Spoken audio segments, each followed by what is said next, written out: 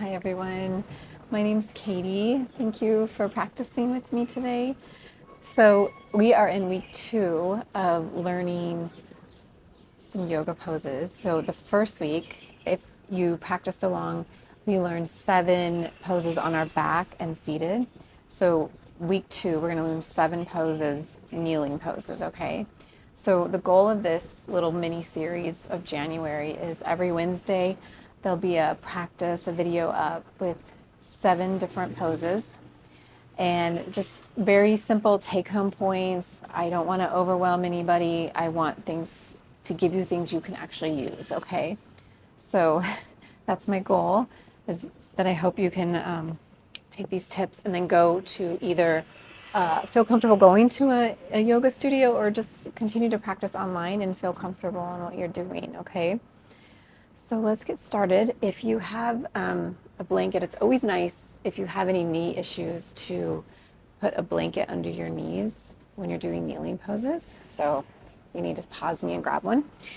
And then otherwise, let's meet up on our mat. So like last week, there'll be a practice on Friday that will incorporate these poses into an actual yoga practice.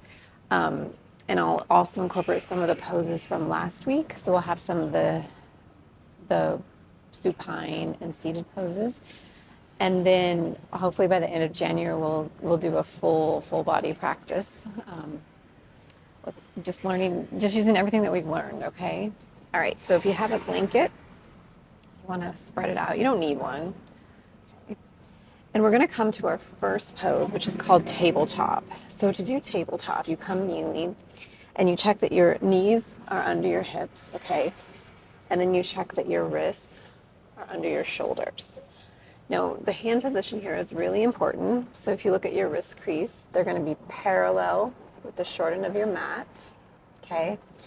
And then your hands, this is really important. I'm gonna get on this camera because I think you can see better.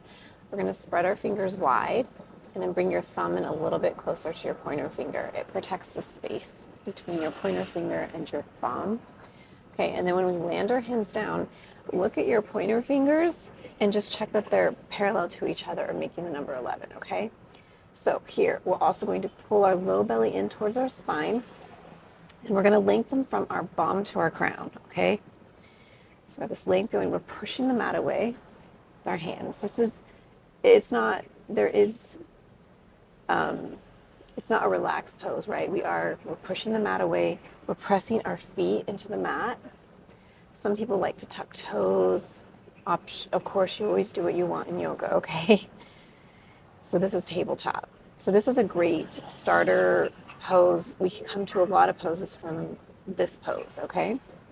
So I'm going to show you the next pose, which is going to be called thread the needle. And how I like to do it is take your right hand and just put it on the back of your head, okay?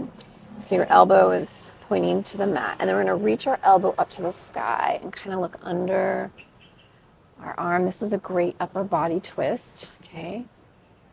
And then from there, point your elbow down to your mat, and then we're going to extend your right arm behind your left, and then come all the way down into your right shoulder and your right ear, okay? Really great for shoulders, upper body. This is thread the needle. You'll see a few variations of this. A lot of times you work into it. You do it a few times before you land down, okay? So that's number 2. That's thread the needle. And I'll do the other side. So I'll show you the left hand goes to the back of the head, elbows to the mat, and then we reach the elbow to the sky. And then we're gonna bring our left arm behind our right and then just come all the way down onto our left ear. Feels great if you're practicing along while you're learning. Okay. So that is number 2, that's thread the needle. All right, from here, we're gonna do what's called bird dog, which is I love bird dog. It's a great balance pose, but we've got a lot of stability in it too. So how you do it is you extend your right foot back, okay, and we're gonna press, I always like to press through a heel, get a nice stretch. And while you're doing this, try to keep your hips the same height from the floor on each side, okay?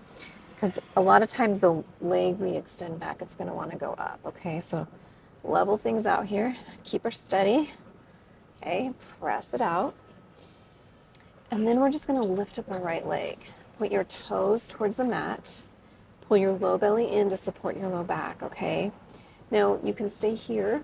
If you want added balance work, you can extend my left hand forward, okay? So your left hand is gonna be at shoulder height, and then palm faces down at first, and then just pull your shoulder back a little bit. So it's kind of in line with your ear. And then if you want, you can flip your palm so it's facing sideways. There's a lot of places you can go with this. You can do some elbow to knees, okay? You can swing it wide, okay? There's a lot of places that you'll see teachers go with that pose. It's a great pose. Let's do the other side just in case you're practicing as you learned, just for keep things balanced here. Press your left heel back. Lift up your left leg, toes point straight to the ground, low belly's in, hips are the same height each side. Right arm's gonna extend in front of you, palm facing down, and then pull it back a little bit. Press the mat away with your left hand, and you can flip your right palm if you want.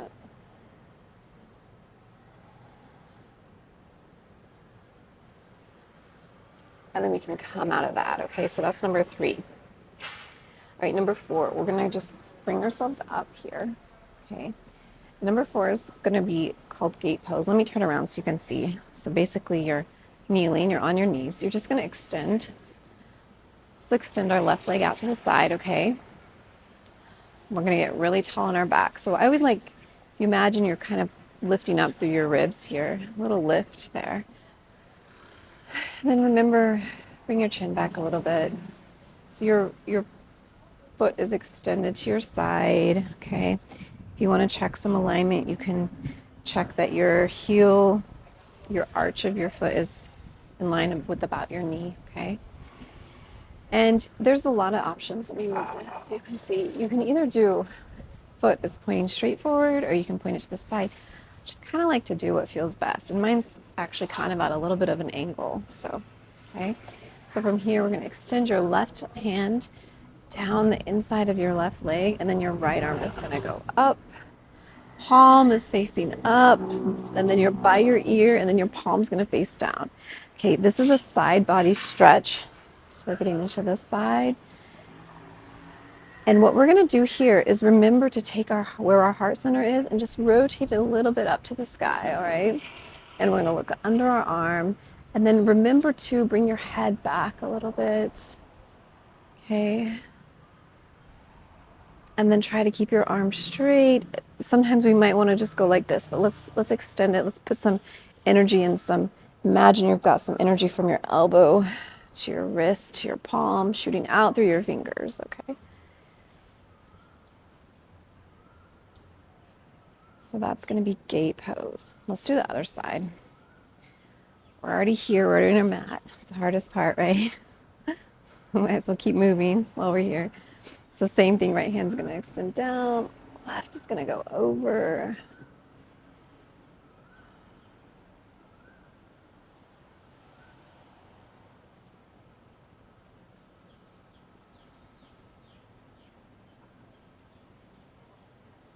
All right, and then let's unwind that. Okay, so that's number 4.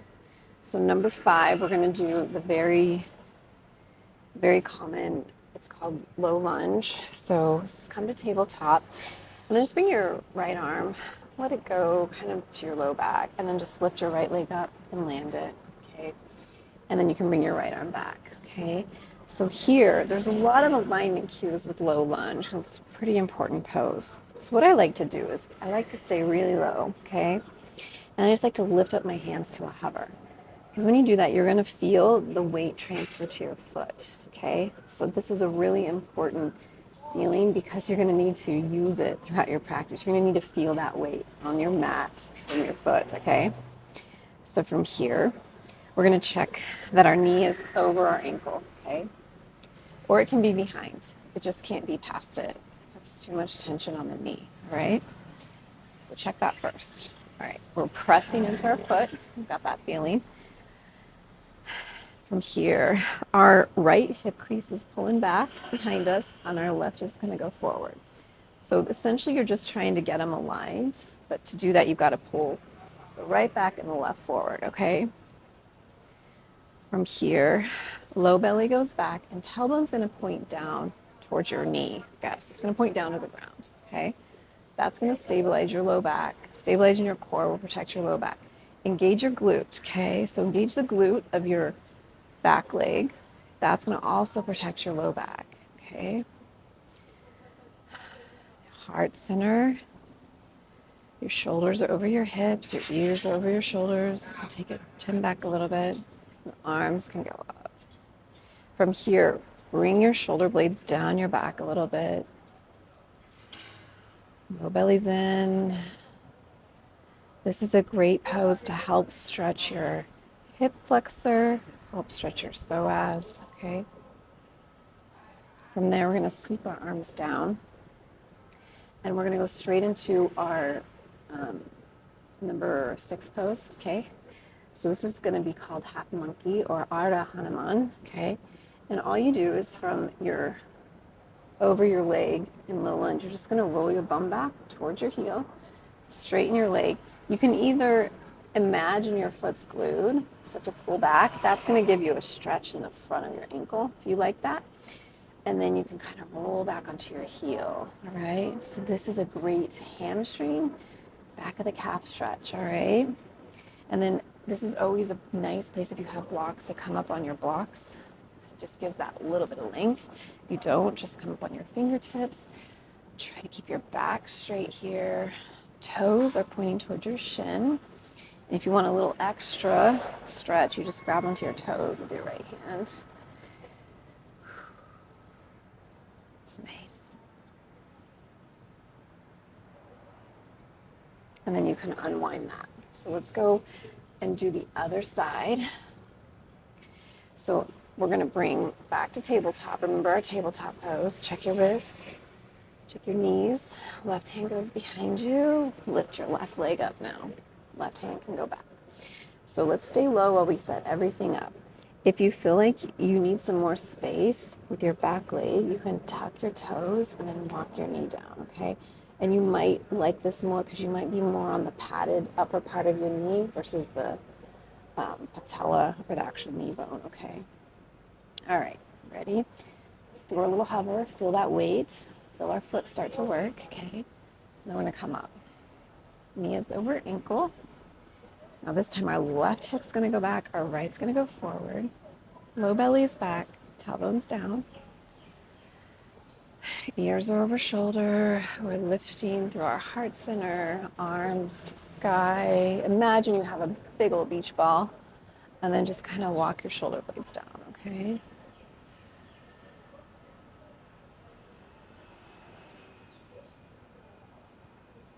And then let's land your fingertips. We'll take our half monkey on this side. So just start to roll your bum toward your back heel. You can keep your front foot glued and then start to come onto your heel. Grab onto your toes. And then try to get long in the back, okay? See, I was kind of like this. Let's get long. Into our fingertip, a nice stretch. All right, you ready for our last one? Okay, the last one is going to be called child's pose, which is a great pose to know. It's a great resting pose. It's a great transition pose. You'll probably see it a lot. There are a couple caveats with it, though. Some people don't like it because it's a little cranky on their knees, or it causes too much issue. If, let's say, well, let's go ahead and do it, and I'll explain to you what I'm talking about here. I've got a couple things that we can do to help with it. So the normal child's pose, I'll face you so you can see it, is our knees are hip width, okay? And everything's parallel, and you just sit back and you just fold down, okay? And rest your forehead, okay? Some people don't like this, so we have a couple options here. We can bring our toes together. So I'll bring your toes together, and then your knees to the edge of your mat, This is a wide-legged child. So this is recommended if you're pregnant, or if you need that little extra space for your hips, so you can fold down the same. I prefer wide-legged just for my own personal self. So you can fold down and rest your forehead there. The other thing you can do is you take your blanket or towel rolled up and you put it behind you, okay? That's gonna give your hips a little bit more space too, a little bit less pressure, okay? It gives your knees a little more space. So that's another option if you've got some issues with your knees. And of course, if anything doesn't feel right in yoga, we just don't do it, okay? Just come out of it. Got to listen, really important to listen to your body and what your body is telling you. So we're going to extend our fingertips out, rest our forehead. And one thing I like to sprinkle in with this one is just walk your hands to the left. You're going to cross your right wrist over your left and press into your right hip. It's an amazing side body stretch. And then come back to center. And then we'll go walk your hands to the right, cross your left wrist over your right, and we're going to press into our left hip, okay?